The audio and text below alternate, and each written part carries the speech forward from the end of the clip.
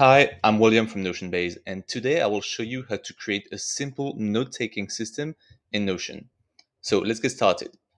What most people do in Notion when they want to create a new note is they go to the sidebar and simply add a new page, which works well until you get to a certain amount of notes and then it all gets too disorganized. So what we're going to do instead is still start from a blank page, but we're going to use what's called a database. The database feature, so basically to create a new database, just click on the database button here, empty database, which opens up a brand new full page database that works a little bit like a spreadsheet. Basically, you will have rows and columns. So columns will be properties. And the difference with spreadsheets is that each row will be a page, so a full page in which you can type in some notes and add some blocks, and basically you can edit all your rows as standalone pages, which is really useful when we want to sort our notes and retrieve them easily. So first, let's rename the database notes. We can also add an icon of the color that we want. And now we can add a few example pages for now. So each new page will be a new note for you. So basically, whenever you have a new idea, you can add a page, open it, and type in what you have to write inside.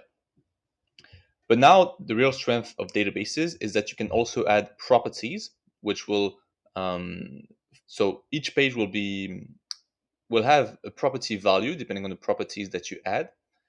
And we're going to create two properties specifically. The first one will be what's called a multi-select property. This one that I will rename type will allow us to categorize the notes by type. Basically, is it a business note, a life note, is it a personal note? This is up to you. To add a new option, you can just click on, so either on the property itself, click edit property, add an option, or if you have empty pages, for example, just click on the cell and let's add business, life. And with the multi-select option, unlike the simple select option, you can add as many tags as you want for one note. And then you can drag and drop these values and change them depending on your note, on a note type, basically. Now, the other property that we can create by clicking on the plus button here, add property, is a checkbox. This one I will rename archive, because as you can see, it creates an option by default, which is an empty checkbox for each of our pages, each of our notes. And if you tick that checkbox, basically you can tell Notion, and basically this will be useful later when you want to filter and sort your data. You can tell Notion that this note is archived and basically that you don't need it anymore. Maybe you wrote something in the past and don't want it to appear in your workspace anymore, or at least in a specific view. Then you can just uh, use this button to filter it properly. So now that's already a functional database in which you can add as many notes as you want, change the property values for each new page. But what we're going to do is go back to the sidebar and this time add a new page again that we're going to rename my notes, for example. The difference is this one, we're going to leave it as a simple page, not a database. We can also add an icon, for example.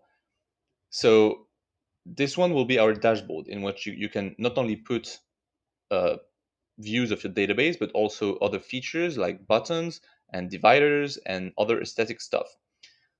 But what matters most is to use what's called a linked view of data source, which will, so by clicking on that, I can select the database that we created previously. And this way, as you can see, it creates a simple view of that looks a bit like the one we had before, except that this one, if I make modifications to this specific view, it will not change my original database. So this is useful if you want to keep one clean database that will be used only for your backend and that you don't want to touch once you've created it. And here you can add as many filters, sorting, groups as you want. So I told you this was supposed to be a dashboard. and it looks a bit too small now. So what we're going to do is go to the top right corner here and select full width. This way, the page is displayed in full width, and everything you add in it will take up the entire space of your screen. Now, what we're going to do is we know that we have this linked view of our database with two different properties. So anytime we add a new note in there, we can just open it and type in whatever we like. But once you add, let's say, a type or an archive, or you modify the archive value, it's not really useful right now because there is no filter, there is no sorting, there is no grouping. So what we're going to do is go to the settings here. So this is the settings for um, the view, and click group and group by type. This way I will have my note. So there will be a new option created for each um, type value. So in this case, I have two options in my type property. So one first group option, which is called business, and one other group option, which is called life. I've also got an empty group at the bottom that includes all the pages for which that don't have a type yet. But let's say if I edit the type and put life, it will go into the group called life. Now, what we're going to do as well is first click hide title here. This way I can edit my view and not only access the database, but I can duplicate that view, for example. And here, let's leave it as it is for now, but I can also add a filter to hide the pages that are checked, so for which the archive is checked. And actually, so you either put archive is unchecked or archive is not checked. This is up to you. So I can rename, for example, this view active notes. And if I duplicate it, and this one may be another view called archived notes. And here, so the filter was duplicated as well when I duplicated the view. But if I click on it, I need to change it, and this time select is not unchecked or is checked. So now I have my general table view with all my notes, basically, those that are archived and those that are not. One specific view for the ones that are not archived, so the ones that I need, the active notes, and another view for my archive notes if I need them. Now the next step is to have a way to add notes simply in our database. So what I will do is click Alt plus click here to add a new block above my linked view and add a button. This is another feature that allows you to create automations in Notion. Basically, it all sounds very complex, but what we're going to do is only use it for a very simple use case, which is to create a new page in this database and also open it. So basically, in one click, you will not only create the page, but also open it. So whenever the button is clicked, as you can see, this is the trigger by default. I can tell Notion to do specific actions. So if I click on it, I will say add page to. This is where I need to select my data source. So the one that we just created before, notes. I can also, if I want, edit some properties by default whenever I create a page. So let's say quick note.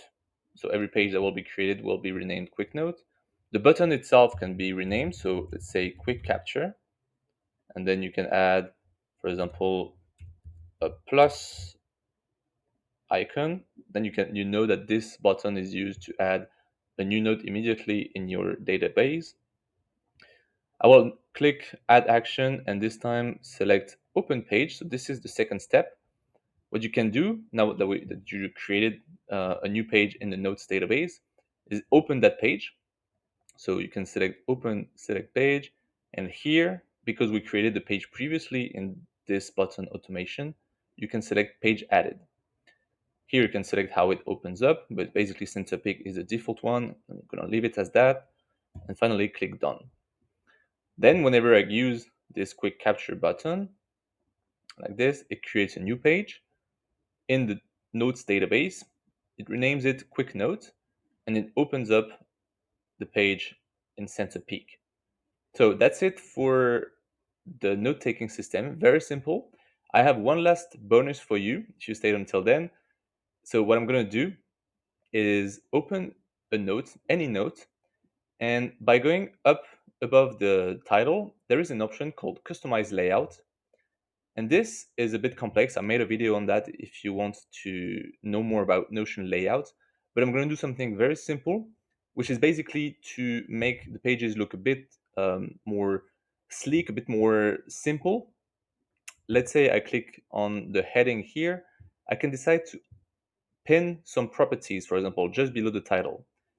Let's say I pin the archive property. This way it shows up right below the title. And the property group here can stay as it is, or I can also decide to hide, for example, uh, specific properties, but I'm just going to leave it as that. Basically, this has not changed much, but I have my archive, which is now pinned, or rather just below the title, which makes it easier to access. So that's it for now. If you want to learn how to create better Notion systems, you can join my free 5-day Notion Mastery Challenge. The link is in the bio. Bye bye.